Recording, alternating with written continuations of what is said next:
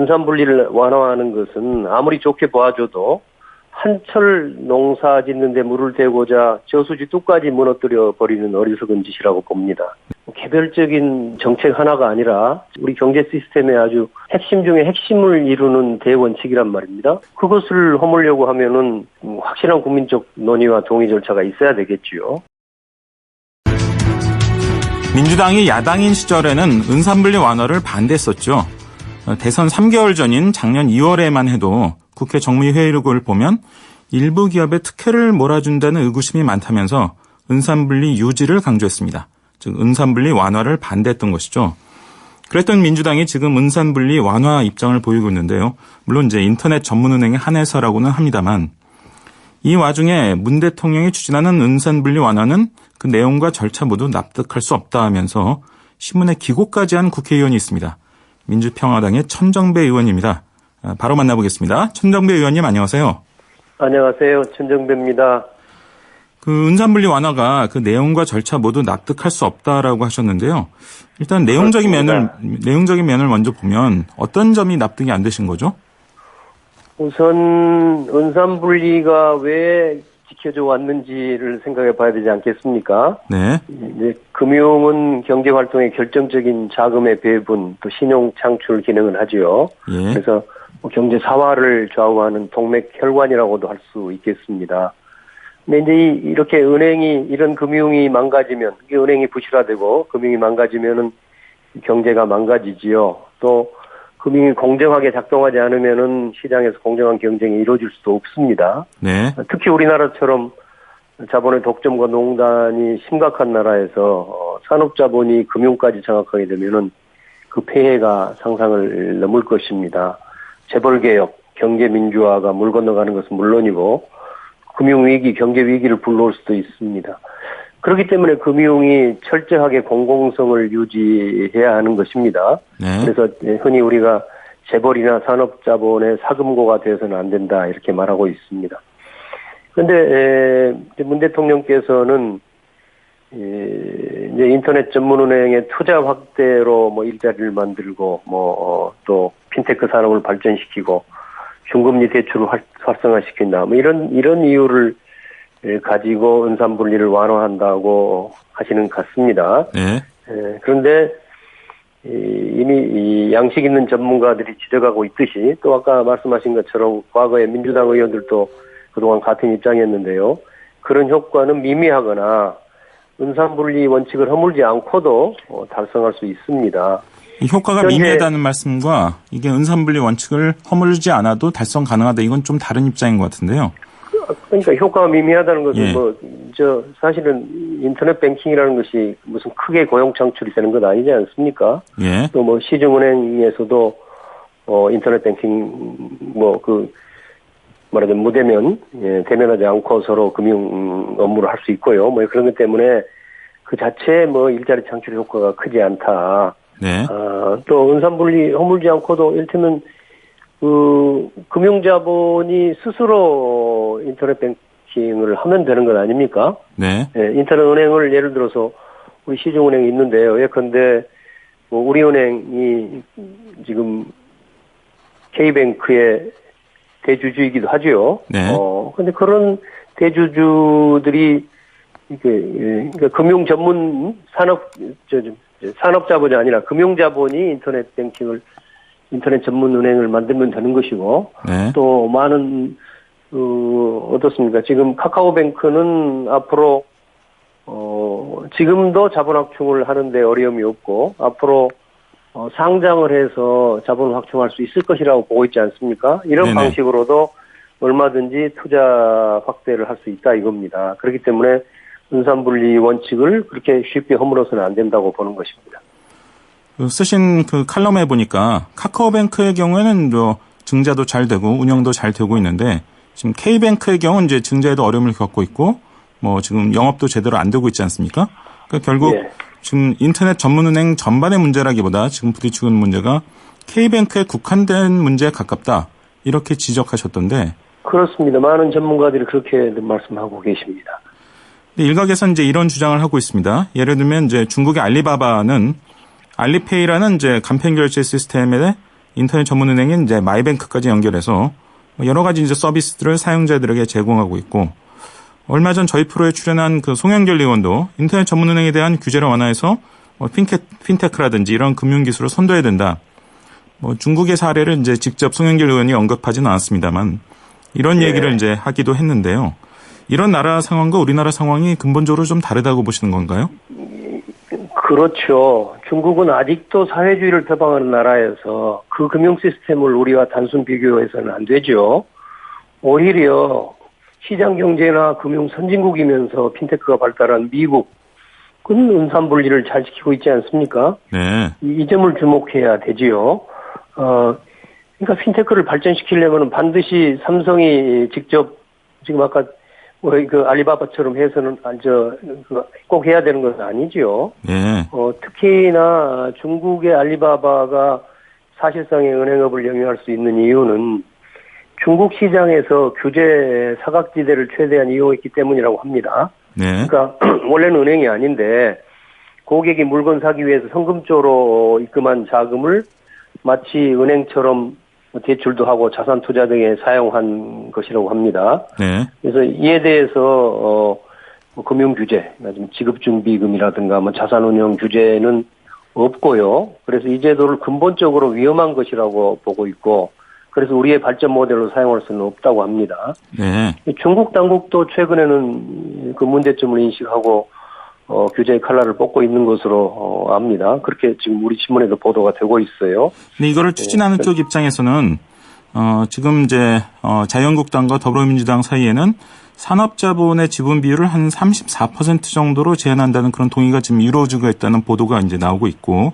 그럼 이제 지분 비율도 이제 일정 수준으로 제한이 되고, 또 대주주 자격을 제한한다든지 대주주와의 거래를 금지한다든지 이런 안전장치를 충분히 해두고 있다.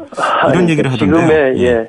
지금의 산업자본이든 은행 지분은 10%로 제한돼 있고, 예. 의결권은 4%로 제한돼 있지 않습니까? 그렇습니다. 예. 그거를 34%로 늘리면 지금 34%의 지분을 가지면 사실은 그 기업을 다 지배하는 것 아닌가요? 네.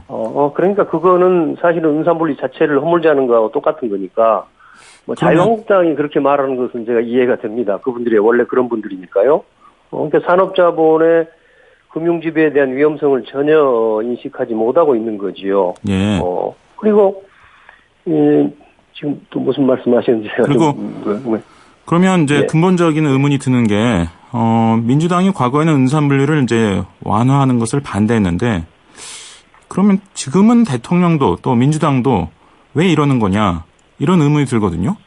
왜 이런 그 입장의 변경이 이루어지기 또 민주당이야 보시는지요? 대통령이 밀어붙이니까 그에 좀 끌려가는 걸 것이고요. 네. 예, 대통령께서는 왜 그러는지 저도 궁금합니다만은, 우선 그동안 1년여 동안 이 소득주도 성장을 활발하게 추진한다고 해왔지 않습니까? 네. 그런데 그 현재까지 그 성과는 매우 초라한 것도 사실이죠. 네. 그래서 기득권 세력들은 노골적으로 소득주도 성장을 폐지해라. 또 규제 출폐를 해야만이 경제가 산다. 이렇게 목소리를 높이고 있죠.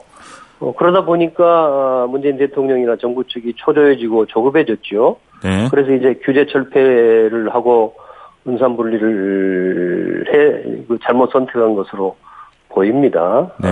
그런데 혹시 제가 그 신문에도 그렇게 썼습니다마는 그 은산분리를 완화하는 것은 아무리 좋게 봐줘도 한철 농사 짓는데 물을 대고자 저수지 뚝까지 무너뜨려 버리는 어리석은 짓이라고 봅니다. 네. 그러면 민주당이 과거 은산분리 완화를 반대할 때 이때 이제 어떤 입장과 논리로 반대를 했는지 혹시 기억을 하고 계신지요? 저도 요새는 그 당에 있지 않아서 자세한 내용을 잘 모르겠습니다만은 벌써 아까도 말씀하신 것처럼 오늘 이 신문에도 그 당시에 회의록 등이 잘 보도가 돼 있지 않습니까? 네. 특정 기업에 대한 특혜다고 하는 입장들도 있었고요. 네. 의원들에 따라서는 일자리 창출 효과도 미미하다. 불과 수백 명에 불과하다고 봤고요. 네. 또 신용이 낮은 고객들에 대해서 중금리 대출을 할 수 있다. 이것들도 기존 은행도 얼마든지 할 수 있다. 이런 이야기들을 하고 있는 겁니다. 그래서 제가 지금 말씀드린 논리하고 별로 다르지 않은 이야기들을 사실 민주당 의원들이 그동안 쭉 해왔죠. 지금까지는 저희가 이제 이 문제와 관련된 내용적인 문제를 짚어봤는데 절차상 납득할 수 없다는 주장도 하셨습니다. 그러면 그렇습니다. 어떤 절차를 거쳤어야 한다고 보시는지요? 그 은산분리를 유지하겠다고 하는 것은 대통령의 공약이었죠. 지난번 대선 때요. 예. 그런데 그거를 지금 폐기하려고 한단 말입니다.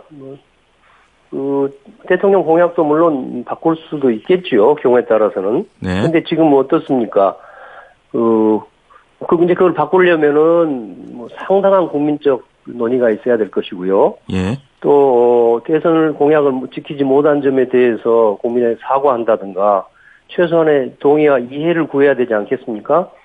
근데 지금 그렇게 하고 있나요? 대통령께서는 그냥 밀어붙이고 계시고 또 청와대에서는 대선 공약 파기가 아니다는 식으로 지금 강변하고 있지 않습니까? 네.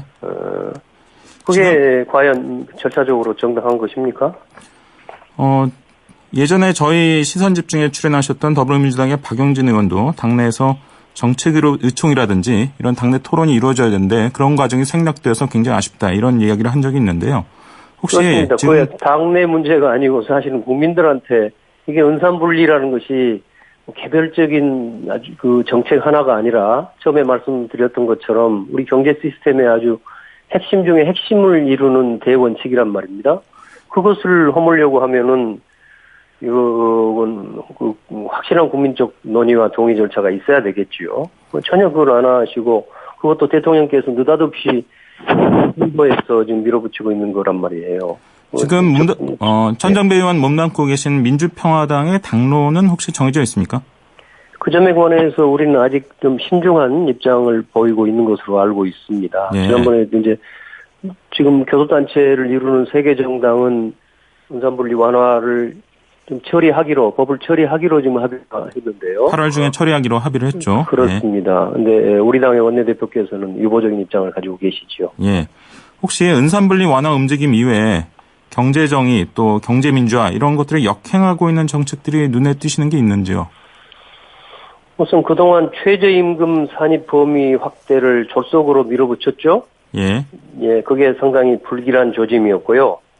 저는 그 내용은 그런대로 일리가 있는 측면도 있다고 봤습니다만은 그러나 너무 졸속으로 밀어붙이고 국민적 논의가 없었습니다. 그게 네. 불길한 조짐이었고요.